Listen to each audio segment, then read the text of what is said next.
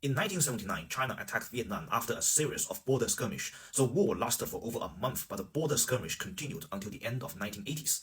China launched the war as a punitive expedition after Vietnam invaded Cambodia, which was interpreted by Beijing as a sign of Soviet-backed expansionism in Indochina.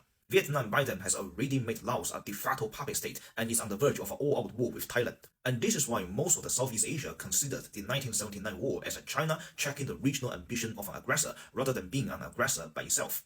As a consequence, this paved the way for China's economic opening and gained America's strategic favor in the Cold War. For China, the 1979 war is celebrated as a victorious triumph and a strategic victory because since the war, Vietnam has confined its military activities in Cambodia and withdraw altogether in 1990. The war with Vietnam has since shaped the strategic culture of China for a generation.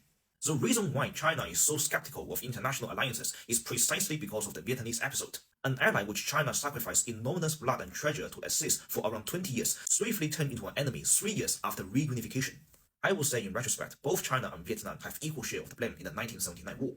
China claims that the Soviet Union is a socialist imperialist country because the Communist Party of the Soviet Union is trying to be the father party to all the communists. But China is also trying to apply the same principle when it comes to the communist parties in Asia.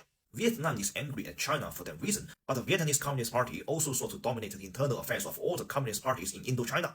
So ultimately, the reason behind these irrational acts is the toxic philosophy guiding the relations among socialist countries. At the height of ideological fervor, socialist fraternity trumps national interest, paving for the mutual recriminations and disappointments that led to the swift deterioration of relations when push come to shove. Ironically, that is also a reality which America is facing with Israel.